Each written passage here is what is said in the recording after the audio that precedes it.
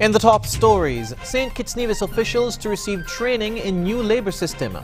Minister Amory welcomes the efforts to improve the labour system, and tourism stakeholders undergo training in sustainable tourism. The details to these stories and more after the break. Love is in the air at Courts. Make your credit purchase of $499 and over for your big chance at winning an all-inclusive weekend getaway for two to the lovely island of St. Lucia. Plus, when you shop, you pay nothing for 30 days. This offer valid from February 6 to 18. Love is in the air, so celebrate with a romantic weekend getaway. Don't wait. Shop at Courts today. Courts, bringing value home.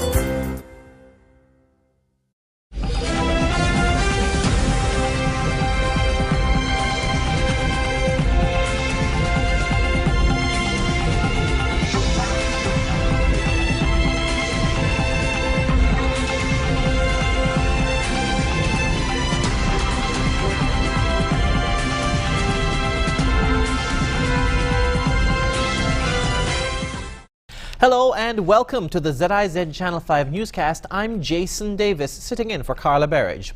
Officials from the public sector agencies are joining with representatives from the private sector and trade unions at a workshop to develop a regional labor management information system, or LMIS. The LMIS will allow for the effective and timely monitoring of changes in employment and unemployment levels in St. Kitts and Nevis, which will influence policy. Acting Commissioner in the Department of Labour, Shernell James, said the data will be pivotal in monitoring employment changes for government, employers and workers to devise appropriate employment policies and adjust to varying conditions in the labour market. Ms. James said that when established, the LMIS will allow for the proper management of the free movement of people provided for under the CARICOM Single Market and Economy, or CSME. The workshop is being held at the Ocean Terrace Inn and is drawing participation from a wide cross-section of agencies, including the Chamber of Industry and Commerce, the St. Kitts Trades and Labour Union, the St. Kitts Teachers Union, and the Human Resource Management Department. Meanwhile, Minister of Labour in the Federal Cabinet, the Honourable Vance Amory, has welcomed the Labour Management Information System, or LMIS, training workshop that will expand the world of work opportunities to nationals of St. Kitts and Nevis. Mr. Amory said the system will provide information that will be used to shape policies that will have a positive impact on the local labour market. Rosa May Whittier, Free Movement and Labour Officer in the CSME unit, is facilitating several sessions of training in St. Kitts and Nevis and other regional territories. She said that while there seems to be a lot of information collected in various countries, the analysis of the data is lacking. Software for the establishment of the LMIS and the computers to operate it will be provided by the CARICOM Secretariat, which received funding for the project under the 10 European Development Fund. In other news, the Ministry of Tourism has been educating stakeholders in practices that will preserve the island as a tourism destination for years to come. On Tuesday, new destination stewards took part in a Destination Guardian workshop which focused on sustainable tourism practices and the impact of tourism in St. Kitts. As part of the session, the group was taken on a field trip to the Strip at Frigate Bay, where they examined the impact of the area on the surrounding environment. Assistant Permanent Secretary in the Ministry of Tourism, Daniel Taylor Williams, said the goal is to teach the stakeholders about the principles of sustainable tourism. What makes tourism sustainable? What makes it last? What do we have to do now so that it is preserved for future generations? So we are teaching persons the basic principles of sustainable tourism in a global sense, and then we are narrowing it down to St. Kitts, where persons will learn, having learned the principles, will learn how to apply it in their daily operations. She said Tuesday's field trip was intended to show the participants the real-world impact that tourism can have on the environment. It's no use bringing case studies of things that are happening in Samoa or somewhere in Europe, where a person doesn't get the opportunity to see how it works in St. Kitts. And so that was the idea of us having the field trips. The participants are drawn from various businesses and agencies, most of them outside the tourism sector. Mrs. Taylor Williams said the next step is to train the participants to be destination stewards, where they would go about their jobs while focusing on managing the destination to ensure resources last. The final step is to be destination guardians, where they will give a commitment towards pursuing sustainable tourism to ensure the endurance of the tourism sector. The Ministry of National Security and the Private Sector Coalition for Support of Security Initiatives will be holding an Uprooting Crime and Violence National Crime Reduction Symposium on Thursday. After opening remarks by Prime Minister Dr. the Honorable Timothy Harris, the keynote presenter, Dr. Niels Chaitin, will engage a cross-section of about 200 stakeholders in addressing 12 psychological and psychosocial roots that feed prevalent crimes. This will be followed by an open discussion on these roots of crime, as well as any other issues that stakeholders need to address to uproot crime and violence in St. Kitts and Nevis. Participants will then meet in professional or special interest groups. The root of crime that is most prevalent to their profession will be identified, and using the guidelines that will be provided, they'll discuss and build at least one relevant strategy to address that root. All strategies will be collected and will be categorized under one of the 4 EADER components. That's either enforcement, diagnosis, education, and rehabilitation, thereby building a St. Kitts and Nevis national comprehensive strategy for crime reduction. The Uprooting Crime and Violence National Crime Reduction Symposium will be held at the St. Kitts Marriott Resort from 9 a.m. until 4:30 p.m. After the break, we speak with a young man who's turning trash into treasure, and Literacy Week activities continue at Tucker Clark Primary. Stay tuned.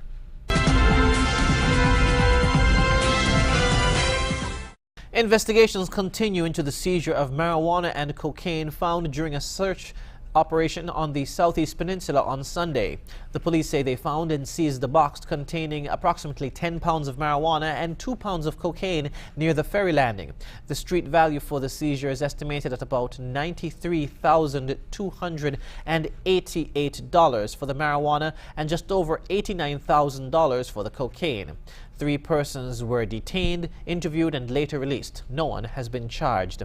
This seizure comes on the heels of one in January, in which an arriving passenger at the Robert L. Bradshaw International Airport was stopped and was found to be carrying a quantity of cocaine in his stomach.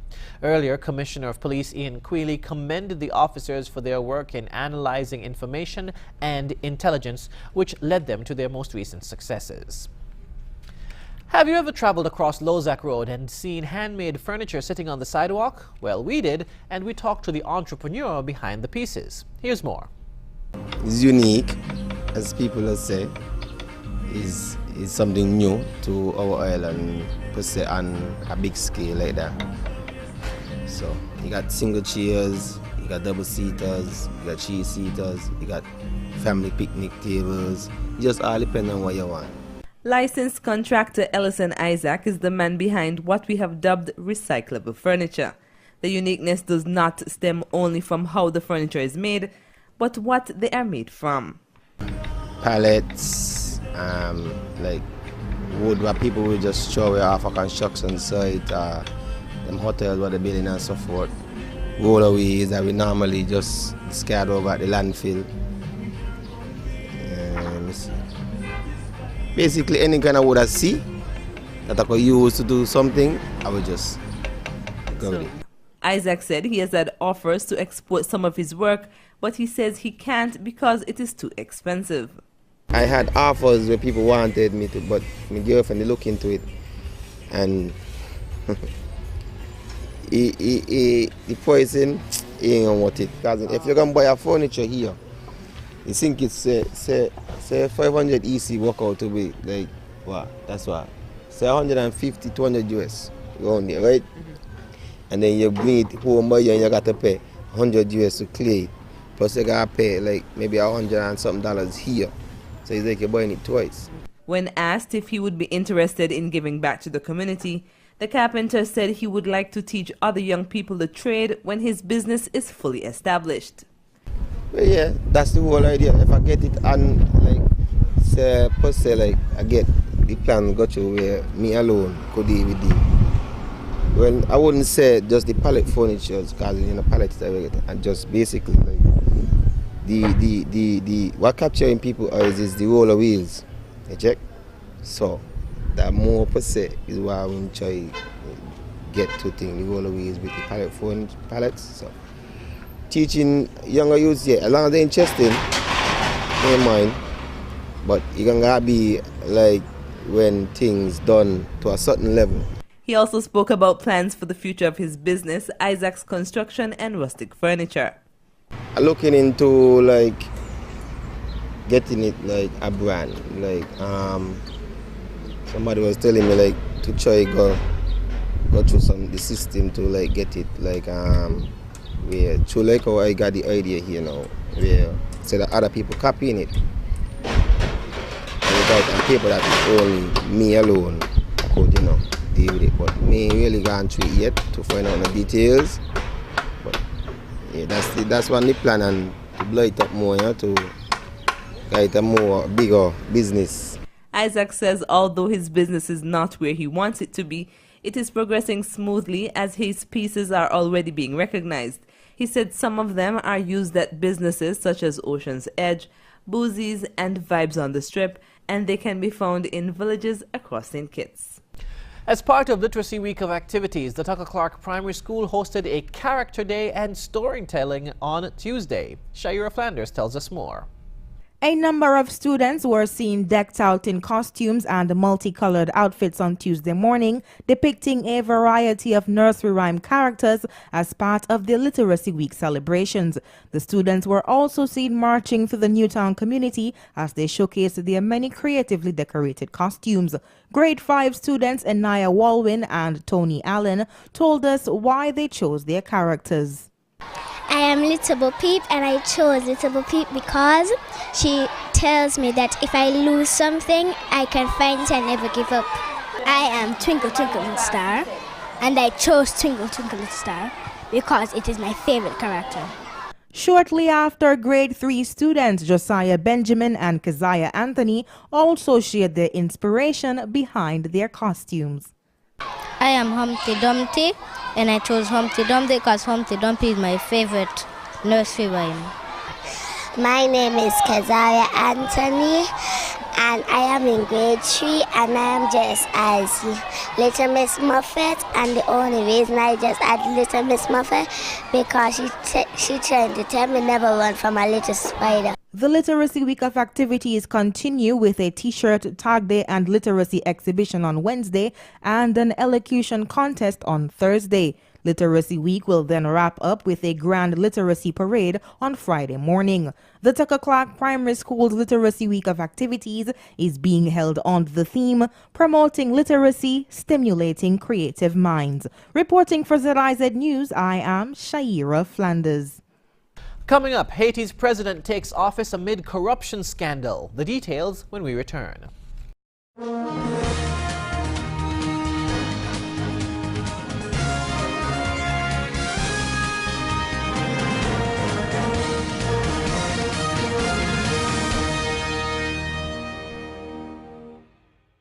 On the regional scene, Jovenel Moïse is set to be sworn in as Haiti's new president. The banana farmer and entrepreneur with no political experience won with nearly 56% of the vote. He said he will modernize agriculture and tackle climate change and corruption, but allegations of fraud are already hanging over the new president. Al Jazeera's Mariana Sanchez reports from Haiti's capital, Port-au-Prince. Camp 42 is home to thousands of earthquake victims. Jorel Nicolas has lived in this tiny hut with 6 other people for 7 years. Like most here, he lost family members and his home. He's still waiting for government aid before he can rebuild.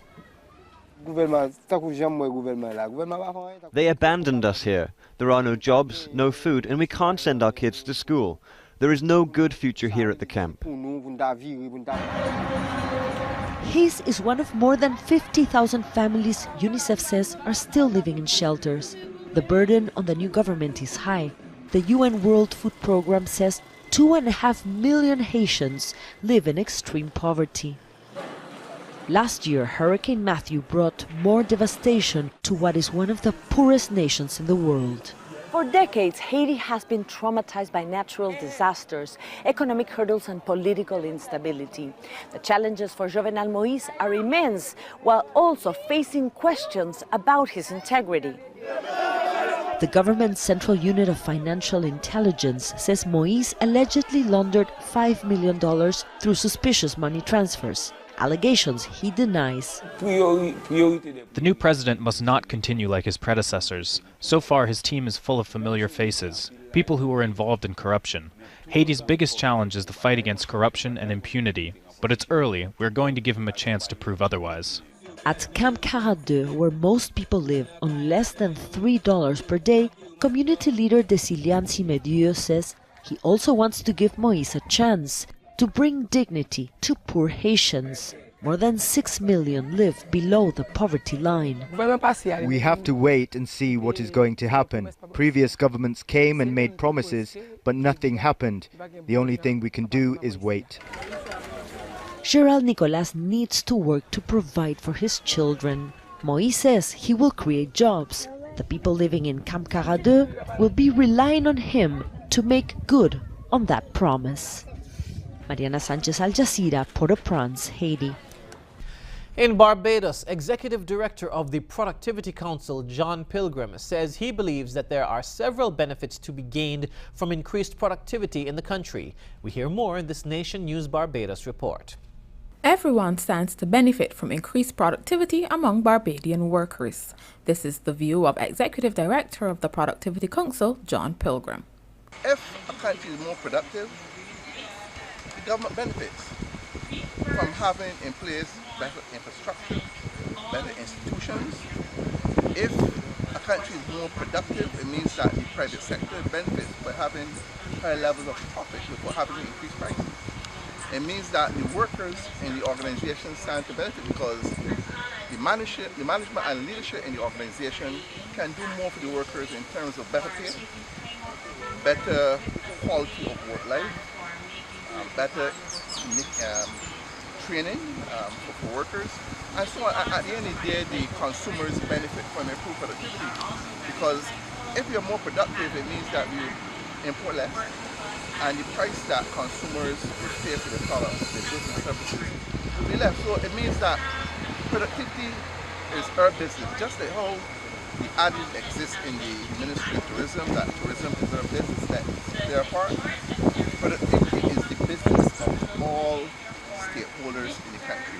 Mr. Pilgrim was speaking on Monday during the launch of the Productivity Council's Planting Pride initiative at Crystal Gardens, the Glebe St. George.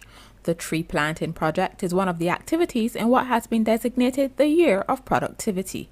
Mr. Pilgrim encouraged Barbadians to be more involved in agriculture and more conscious of growing food for their own consumption. Coming up, Donald Trump is challenged over his claims that ISIL attacks are underreported. The details when we return.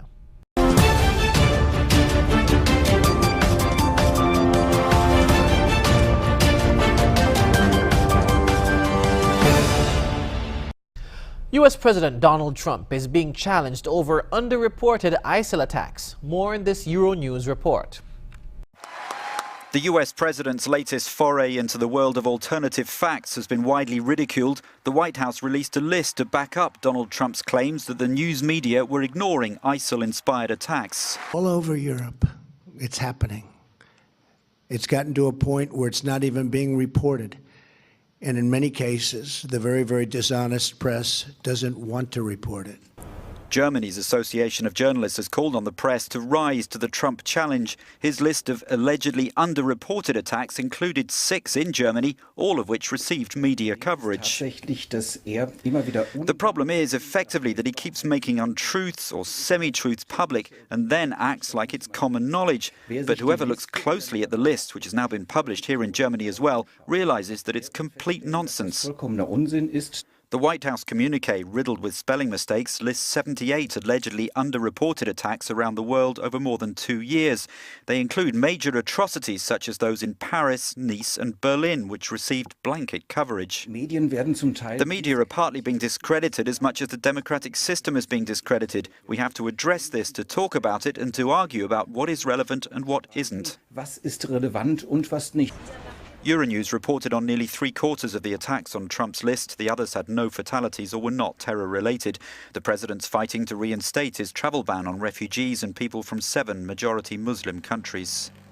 And the former Commander-in-Chief, Barack Obama, has been enjoying his post-presidency holidaying on Richard Branson's private island. Johnny Nelson reports.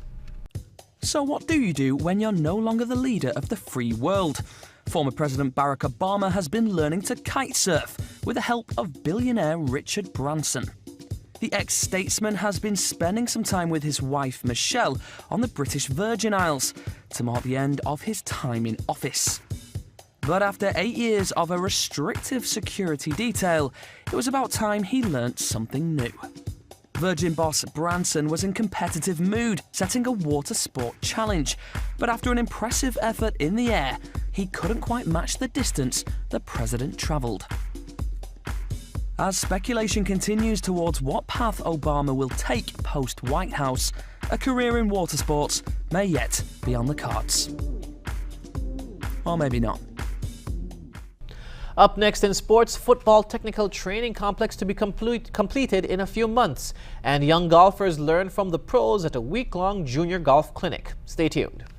Love is in the air at Courts. Make your credit purchase of $499 and over for your big chance at winning an all-inclusive weekend getaway for 2 to the lovely island of St. Lucia. Plus, when you shop, you pay nothing for 30 days. This offer valid from February 6 to 18. Love is in the air, so celebrate with a romantic weekend getaway. Don't wait. Shop at Courts today. Courts, bringing value home.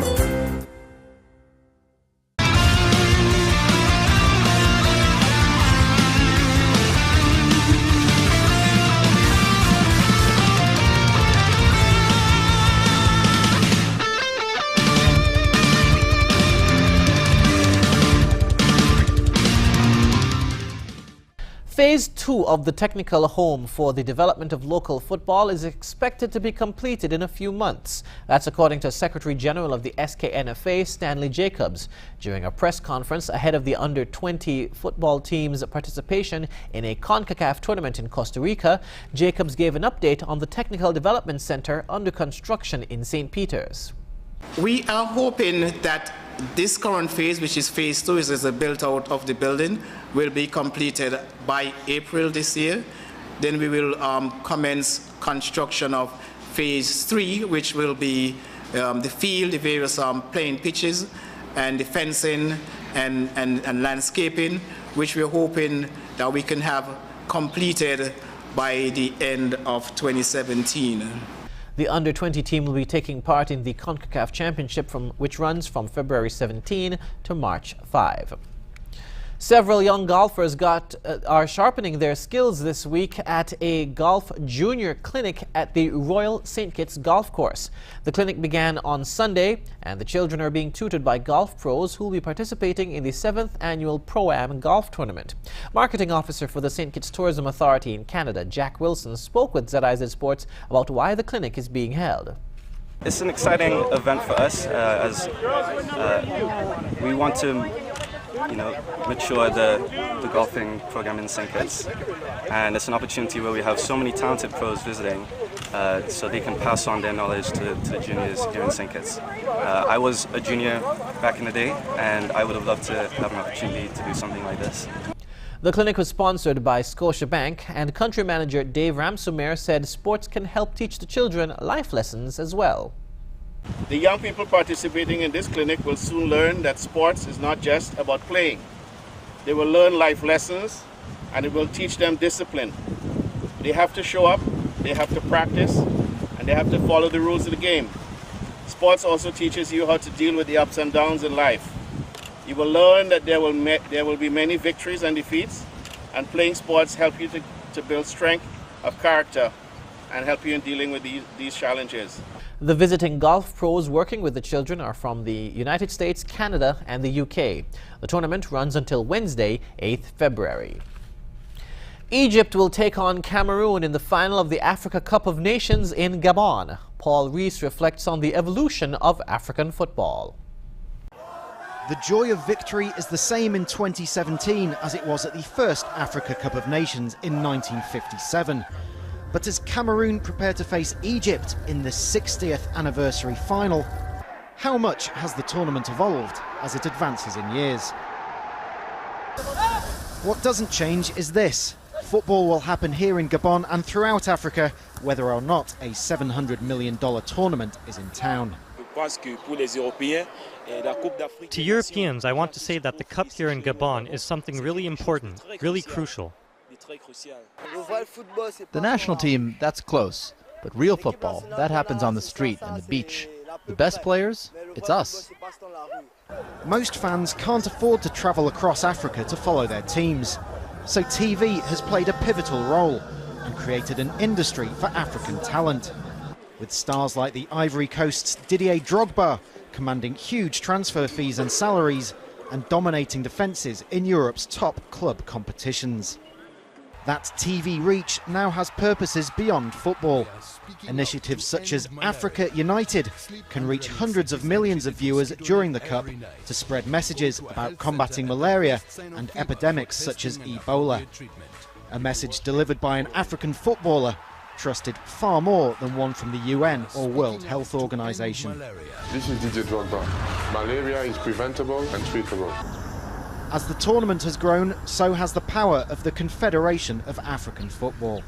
When the Cup of Nations comes to a country, it becomes a national event. Everybody from the head of state to the fan gets involved. And that's what makes it so special. But at the end of the day, it's about self-confidence. It's about trusting our own continent, being able to be successful in Africa thanks to Africans.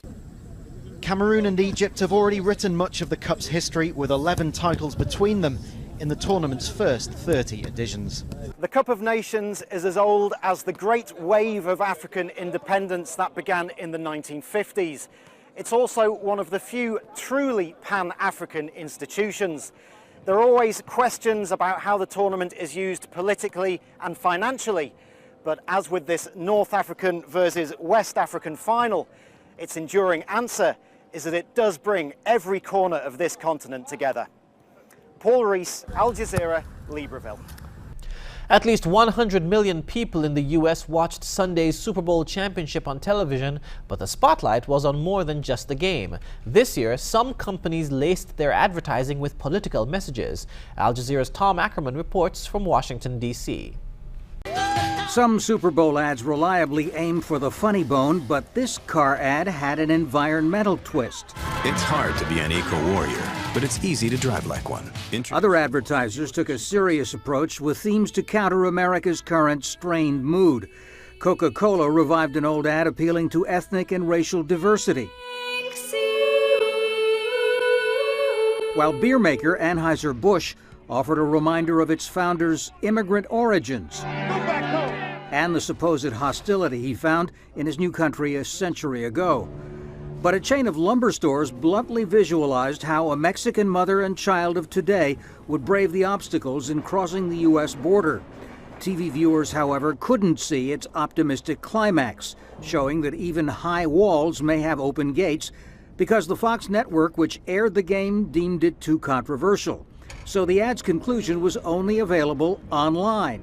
The company that helped produce it says it was money well spent. The fact that we're having this discussion about the ad and about 84 Lumber is certainly one positive attribute of doing a Super Bowl ad.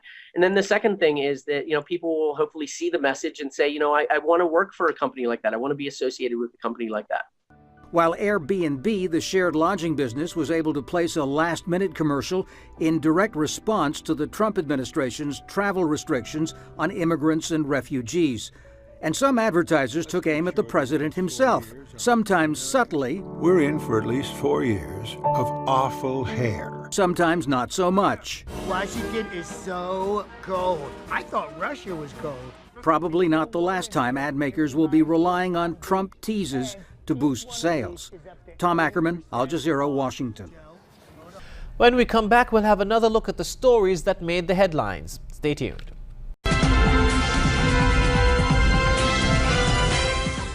Recapping the top stories, St. Kitts Nevis officials to receive training in new labor system.